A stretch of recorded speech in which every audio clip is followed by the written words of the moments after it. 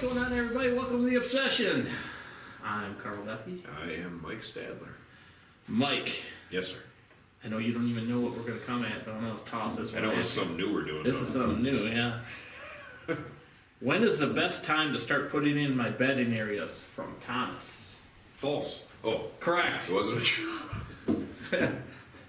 When is the best time? Well, there's times that are better than others, depending on what you're going to do for a bedding area. What's your definition of doing a bedding area, Thomas? You know, let's start with what most people think of bedding areas when we're going to put bedding areas. TSI. That's what they think, right? So his question is putting in a bedding area? Yeah. Think about... Yeah. So existing or actual, like, trying to get a bedding area established? I guess there's two. That could be either one. We'll address both. How's that sound? Okay. So, making the bedding areas better that you know you have currently. Number one is go out on your property and assess where the deer have been bedding. So currently it's January here in southern Wisconsin. So it's a really good time to go walk the bedding areas, check out where the deer were bedding. Yeah. And educate yourself on what the deer were doing on your property last year for the season, even though it's still season here in Wisconsin until the end of the month. It is. At that point, when you get to where it is, say you find 5 or 6 beds, so now you know it's a doe bedding area. 7, 10, 12, whatever it might be. Look around and ask yourself, well, what can I do to make this better for the deer?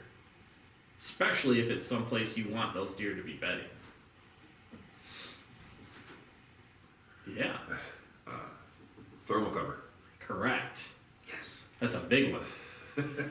So here at Mike's, what'd you do? Planted pines. Yes.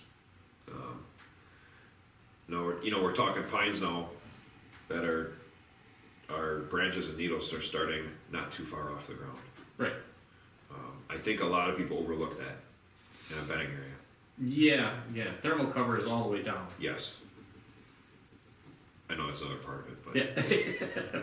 Because the hinge cutting, TSI cutting is a huge part of it. So remember, I don't think people look at it from a deer's eye level. No. Because remember what's at your waist mm-hmm. is what a deer sees. Yeah. So hinge cutting is awesome. So, but when you're hinge cutting now, you are doing that for somewhat of your bedding, mm-hmm. but more for woody browse. Yeah, promoting browse and growth at head level for these deer. Yeah, in their bedding areas. In their bedding areas. Yep. That's what you're hinge cutting for. Now, yes, it does give you some cover, mm-hmm. But that all goes away. Yep. Because after the leaves are eaten and they fall off, it doesn't matter anymore. Right. That's when you're doing your drops. Yep. So, but your drops have to be in the right spots. Correct. To cover what's going to be open underneath, the hinge cuts. Well, yeah, that and the regrowth right out of the stumps. Yep. Which, God, this is a huge question. Yeah, it is. Yeah. I'll go back to the thermal cover. So the thermal cover here on my property, my bedding is really on the north side of a ridge, which sounds odd.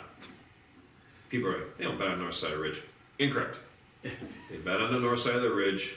Yep. They always have since I bought this property.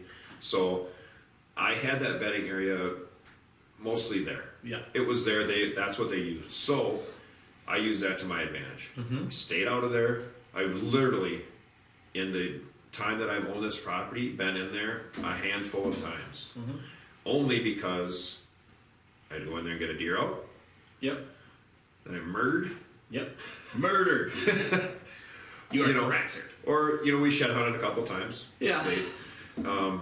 Assessing the property late was the only times I've really been in there. But we found that obviously now, being on the north side of the ridge, what do you get?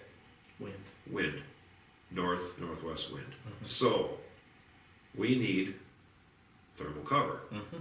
The deer now are laying obviously on the ground. So you need something to block that cold air coming in. Now, even when you have TSI hinge cut trees and everything, it blocks some of it. Mm-hmm.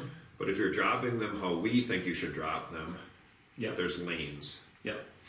where these deer are going to bed in and out. So the thermal cover here is huge. We're doing it trying to stop that wind from blowing in and getting them up out of those beds. Because every time they got to get out of those beds, why are they getting out of the bed? Feed. Yep. They're cold. Yep. How does the deer stay warm? Eats. So again, now you need even more food Yeah.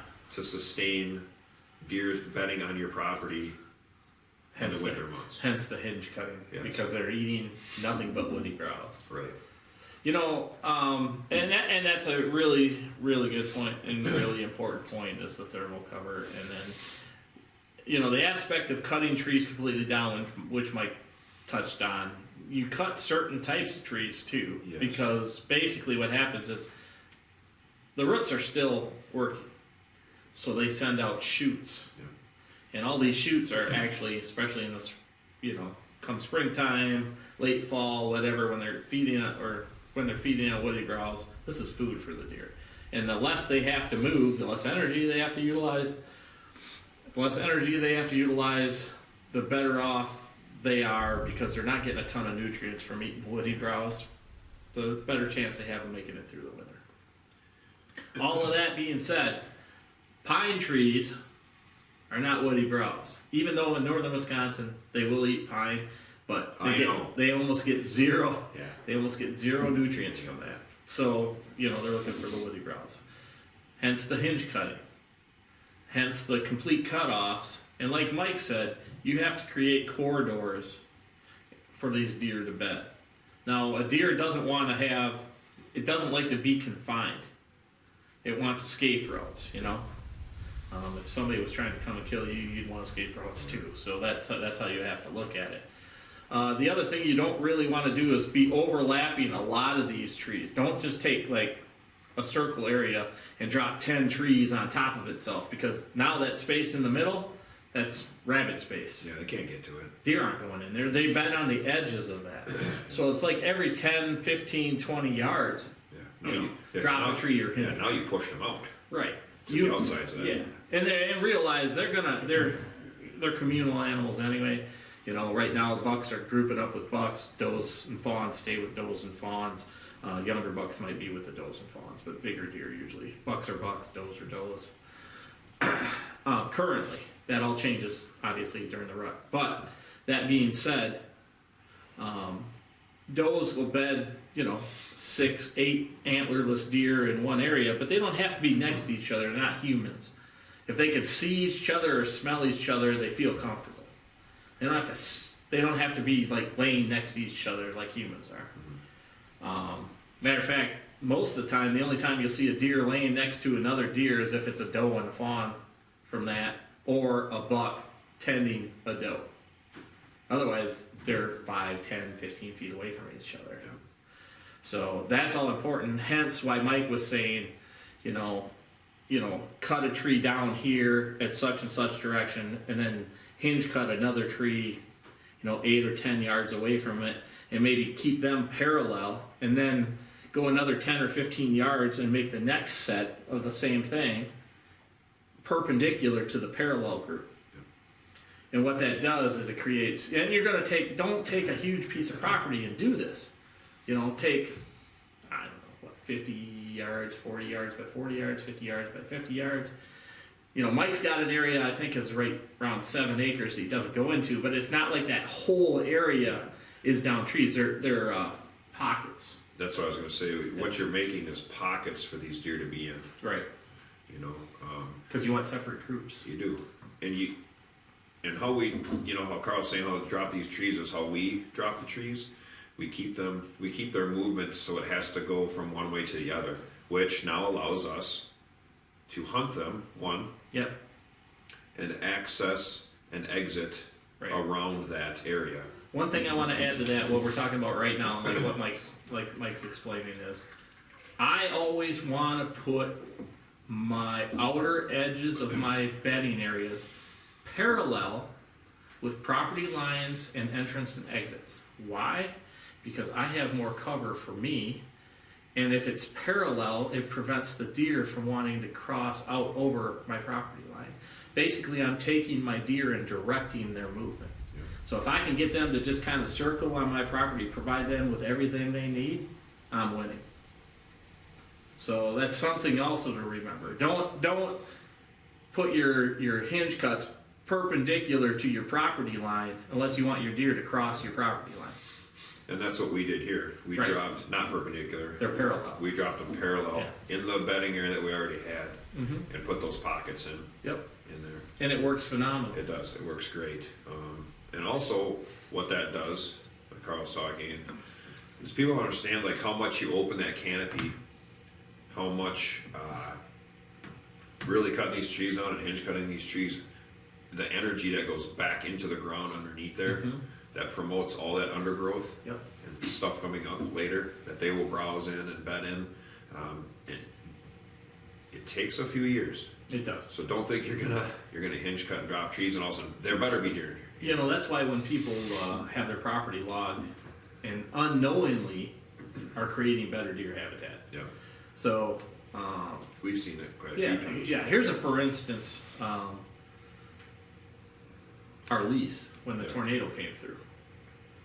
That was a big one. I mean, Mike and I spent days cutting up trees. That's how bad it was. Yeah. I mean, days. It destroyed from the looks Oh yeah. of it to what it did, to the trees, to the woods. But I think it was the next year or the year after that we started seeing a lot of big. It was unbelievable. Yeah. That's one. The other one that I remember distinctly is the neighbors down at my brother-in-law's place. They had an oak cut, and it was big, open oak timber. They came in, and the neighbors had their oaks cut, select cut, and they left all the tops on that thing. And very next year, that started to get all the undergrowth and stuff, berry bushes and stuff. It was phenomenal hunting for the next 4 or 5 years. We've seen it again at my buddy's house where we used to hunt Yes. when they logged that. Yeah. That became, huge travel corridor Oh yeah, big time. for the deer. Yep. And they started to bed in there actually a little bit. Yep. But And that's what you created here. yeah, That's a big deal. And that's what you're going to see Mike and I creating on my property this year too. I have some really good bedding areas that we might enhance a little bit, but I don't think there's a lot we can do with some of that because it is that good right now. And then there's other spots where we're going to create yeah. bedding closer for the does to bring our does closer to our food to allow more room for our bucks. Depth of cover again, which you hear us talk about all the time. Yeah, so I mean, bedding improvements involves lots of things, which sometimes you cut trees down and you add trees at the same time. Correct. Which people are like, why are you cutting trees down and then adding trees? Because you need thermal cover Yeah. as well as woody browse and, canopy opening, Yep. stuff like that.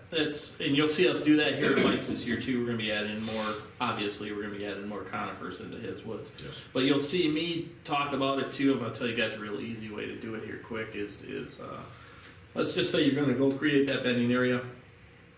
There's a lot of hardwoods in there, whether it be elms or whatever it is, or oak or hickory or whatever. You're going to hinge cut some stuff. When you hinge cut that tree, at the same time, take some white pines or blue spruce or some white spruce and plant them around the outer edges of where those tree limbs are, okay?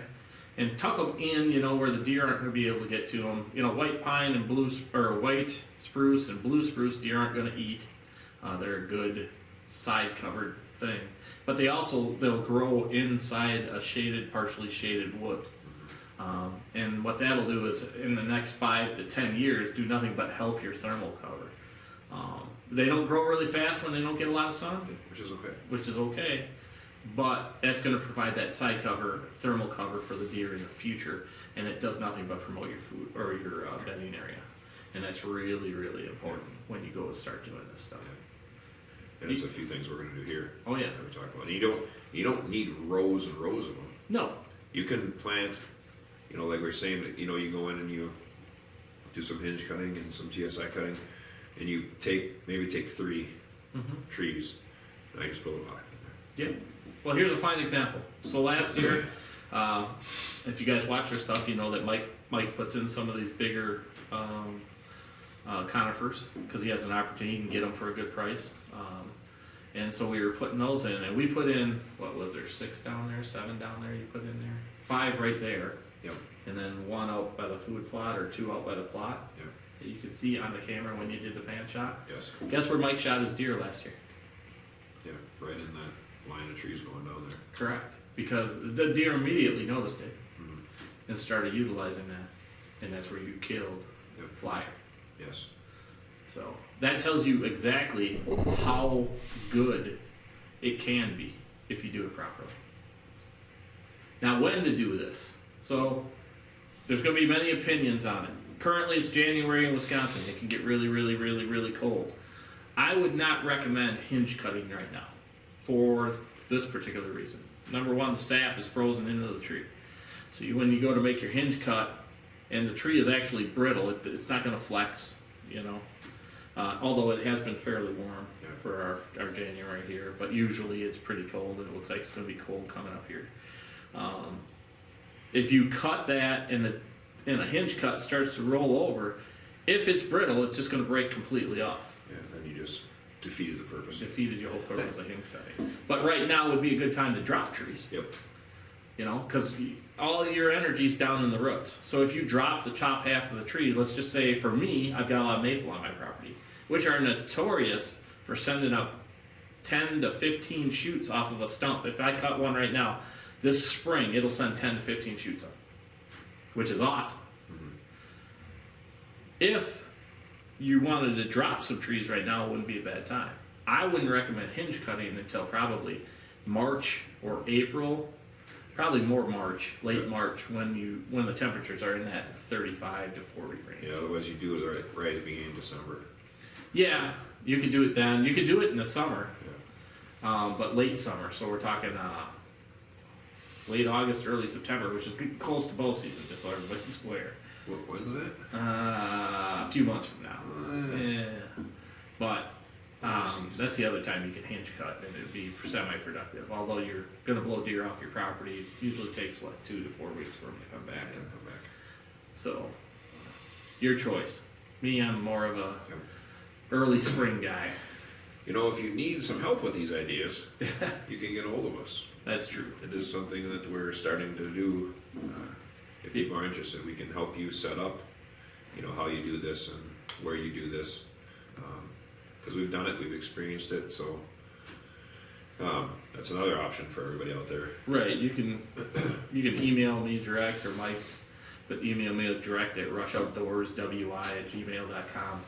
We can set up a time and talk about price and what you want to do. We're trying to keep the properties 100 acres or less. We might do a property or two that's in that 120 to 150 range if you guys want us to do that.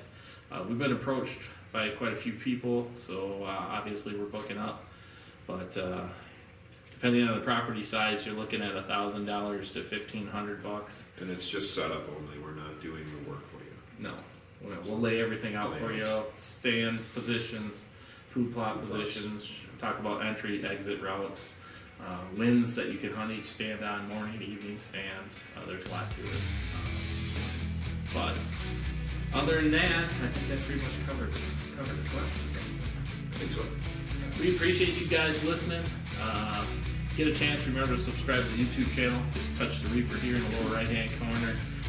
Like I said, the small property layout stuff, all the information that we'll be giving out for free for our small property layouts and what we're doing to our properties to make them better. That'll start here probably in February, starting on Wednesdays. You're going to be able to see that. We filmed a bunch of stuff already. Got some really cool projects here at Mike's property we already started, and we're starting to kind of do the cool stuff on our property. We got a lot to do down there. Yeah, buddy. So, if you're listening on the podcasts, we appreciate each and every one of you guys. Remember, check it out on YouTube. We appreciate it if you guys want to listen on the podcast. We got Spotify, Google, iHeart, Apple Podcasts, RSS.com. Thanks for listening, guys. We'll talk to you next week. Click like and share, baby. Thank you.